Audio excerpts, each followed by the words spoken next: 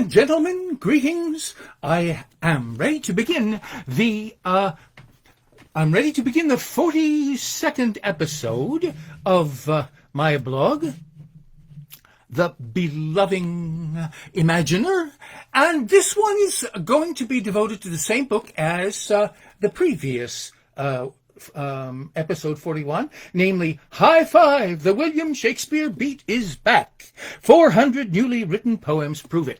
The thesis of today's presentation is that when you boycott Shakespeare's iambic pentameter and 1 and 2 and 3 and 4 and 5, which he used in all of his plays, the plays of the greatest verse writer in the history of the world, when you boycott that, you also boycott the meter of John Keats, who loved equally the 1 and 2 and 3 and 4 and 5 in his 6 odes, which are among the best loved odes in the English language. So what I want to show you today is that if you revive the Shakespeare beat and you bring it back, you can bring back the Keatsian beat as well and start writing odes like the famous Ode on a Grecian Urn. Let me give you just the first stanza of that, just to recall in case you may not have it in mind right off.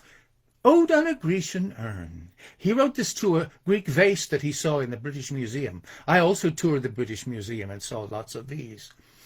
Thou still unravished bride of quietness, thou foster child of silence and slow time, sylvan historian who canst thus express a flowery tale more sweetly than our rhyme.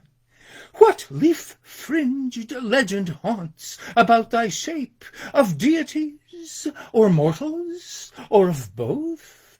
In Tempe or the dales of Arcady, what men or gods are these? What maidens loath? What mad pursuit? What struggle to escape?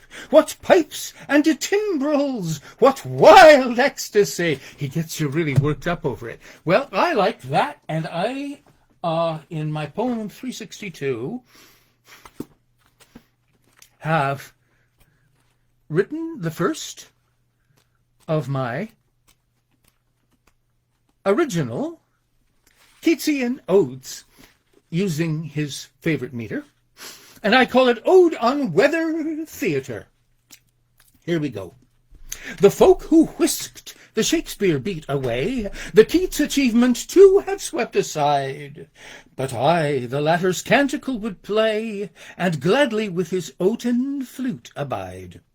You told of spring, that yet unravished bride, and then of summer's bold, full-throated tone, whence followed autumn, swelling, ripening, next Agnes Eve, when sprites the chill deride.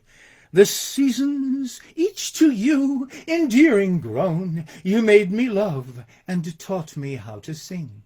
Shakespeare is Keats is a very seasonally minded poet. Each of his odes is set in a different season. And here I pay tribute to all of his seasonal odes by talking about weather in my hometown of Vestal in upstate New York, where we get all the seasons in a single day.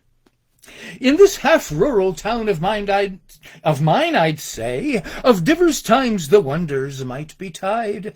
How often? All within a single day. Recalling you, I've no delights denied, but rather all the four have glorified. They're better all together, not alone. We rise upon imagination's wing, in whom your noble vigor never died.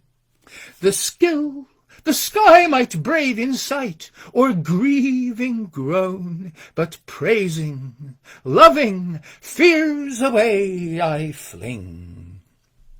We'll prize the drama, revel in the sway, and swing our mental net throw far and wide. Solstitial, equinoctial moods portray, with mask of tragicomedy supplied, our elemental friends that sang and sighed, the harvest happiness, the lover moan, the bride awaited, blooms in garlanding, the winter crystal, light that gloom belied, the thunderstorm that trees had overthrown, our seasoned theatre's a wonder thing.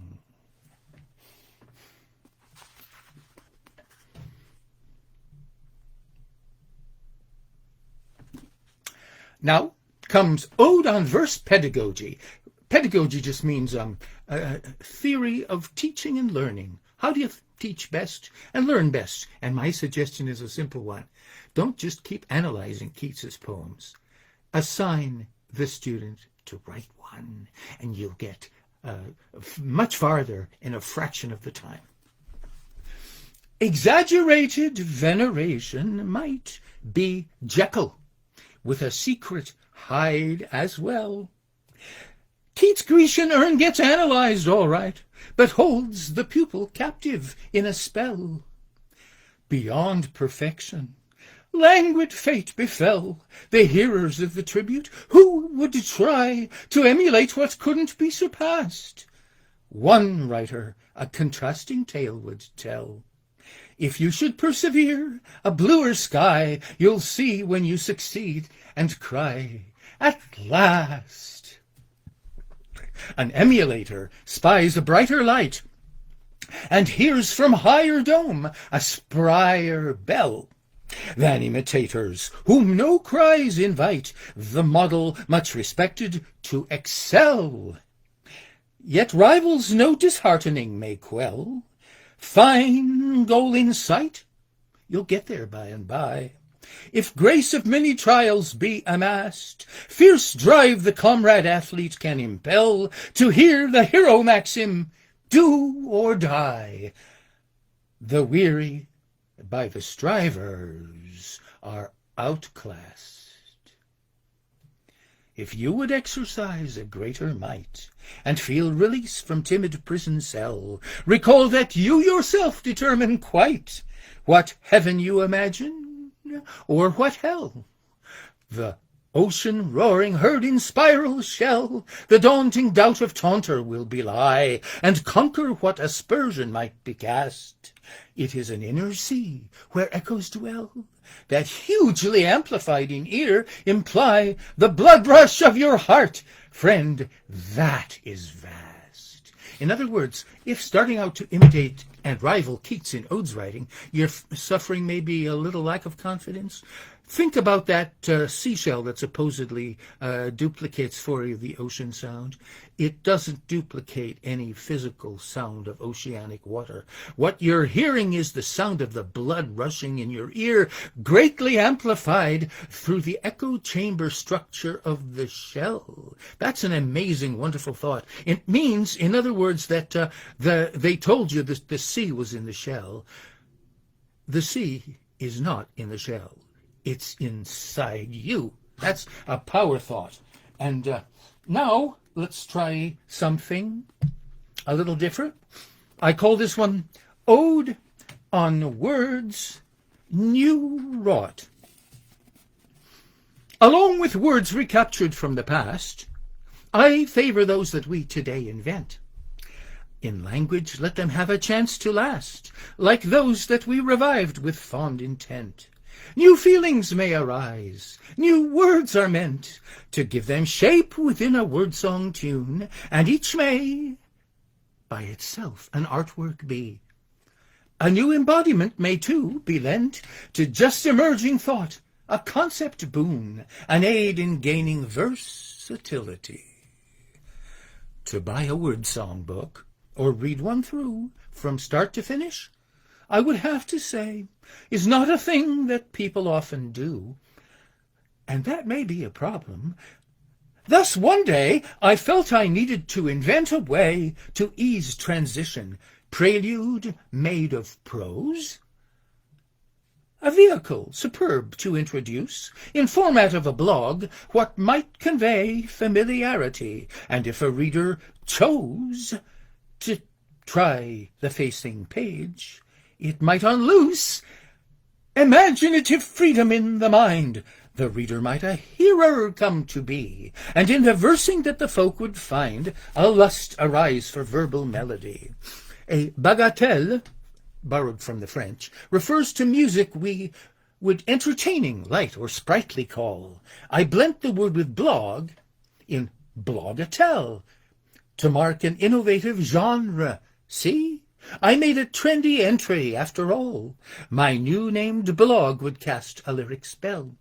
I looked up blogatel on internet, and I discover I am cited as one of the new users of the new word. Omnipotent? Now here we have another new word I'm about to invent.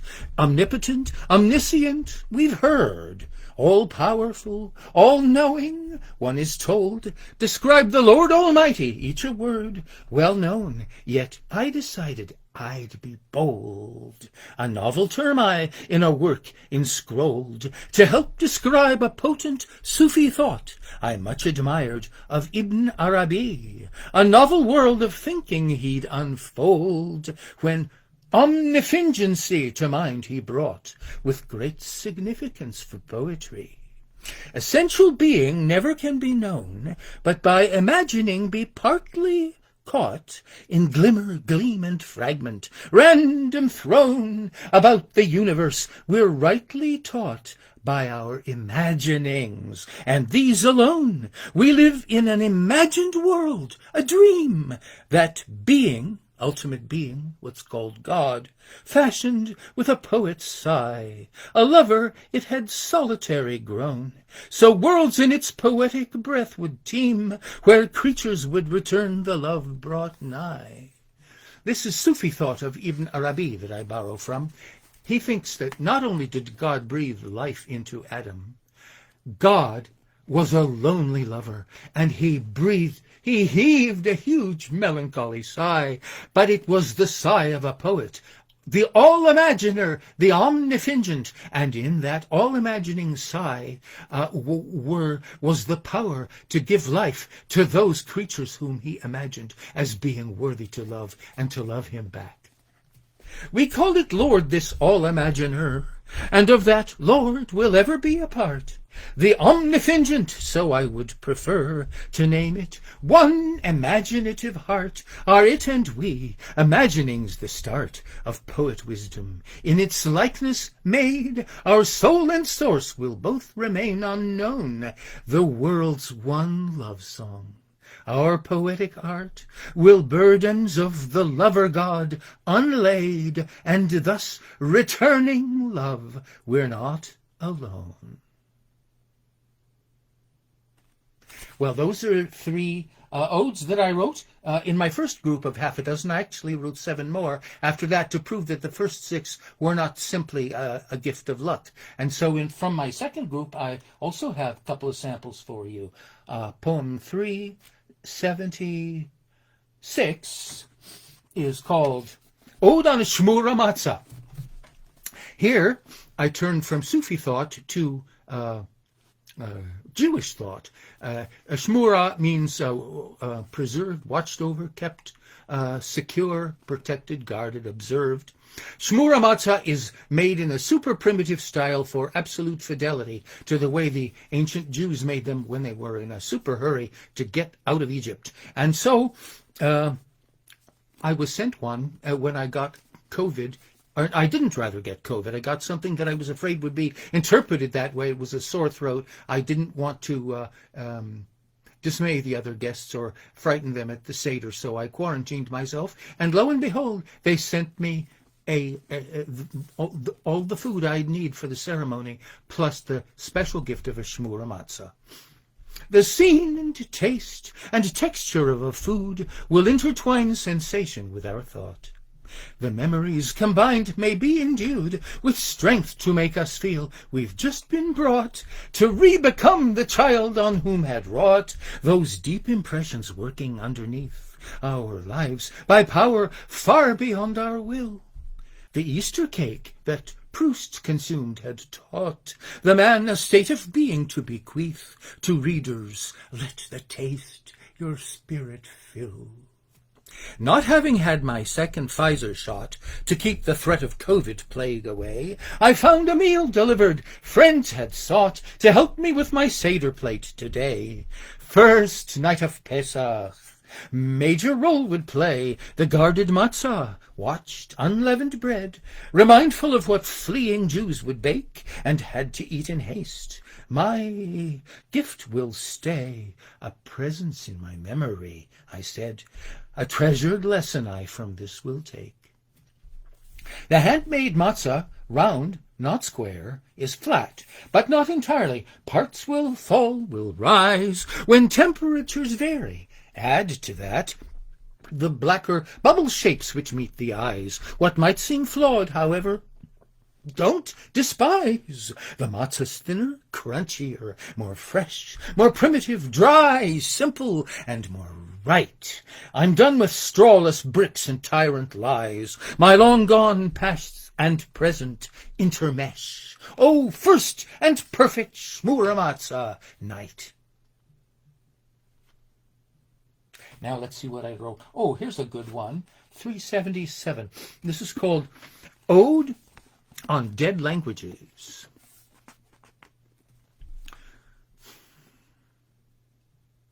Free versers all, when Shakespeare you're ignoring, you also, did you notice, veto Keats. All classic meter banished, such outpouring of passion captured in iambic treats, from prosophires' work no hearer greets. You're really keen on classic kinds of writing, I more than once have recently been told. What's classic in my versifying feats? Dead language, as if Latin I were citing, since metric form is lifeless, it is old. The charms of work that's earlier are slighted, when Rumi is removed from all we know of sweetly metered music, unexcited and cold, we cannot feel the spirit glow. The dark-voiced ocean its Homeric flow abandons, tidal rhythm gone, rejected. No 6-beat dactyl surges on the shore. My castigating tones get boring, though. Instead of noting what has been neglected, I'll tell you something lovers can adore. Write books of interviews. You choose a poet, say Keats or Shakespeare, learn their metric lore, and then apply it well. Before you know it, a sudden rush of lifeblood you'll restore. In Shakespeare, Songs 154, I answered with my own. The Bard of Avon on facing pages heard my bold replies.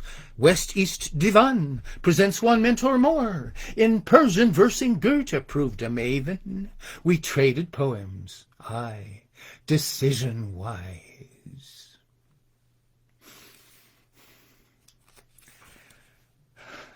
Dead languages indeed. Now I do, for my last and, shall we say, triumphant and celebrating type poem, an Ode to a Cup. I borrow this idea from, it's a simple idea, but remarkably profound, I think. The idea is simply that every religion, including every metaphor, symbol, or parable, emblem, likeness, similitude, every religion is a cup for holding the spirit, which is the water in the cup. Spirit water is conveyed in a religion cup, but the water is not the cup. As practiced knower of the manifold, a practiced knower of the manifold is what this writer would desire to be. My wish had I in Grecian wording told, for Polynostic sudden came to me. I didn't know what I should call myself when asked what my religion was, because I simply believe in the boundless and the beating heart, and they are connected by breathing, and the practice of my religion is deep breathing and thinking about it, and so I invented a new word for a new and unspecified religion. Polynostic means the many knower, a person who knows a lot of things from a lot of places. Simple as that. Claimed then a Sufi mage advisedly, an image, emblem, legend, symbol, myth, religion, scripture, likeness, metaphor, is nothing but a cup wherein we see an aid for drinking spirit water with.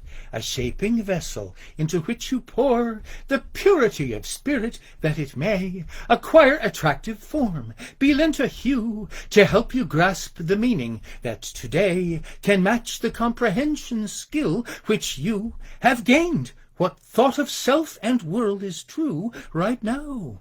Although the morning tide may bring, or noontime panic drop, or evening sky unveil to young and unsuspecting view a monster wonder, custom shattering, and leaving mind with shocked but wider eye.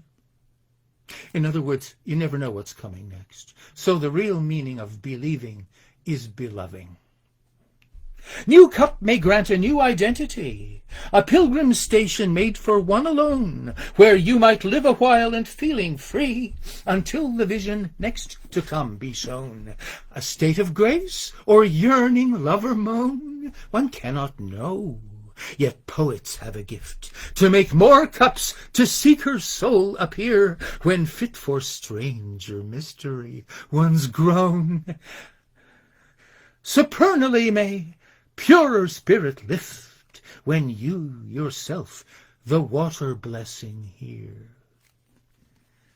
Thank you so much for listening to me.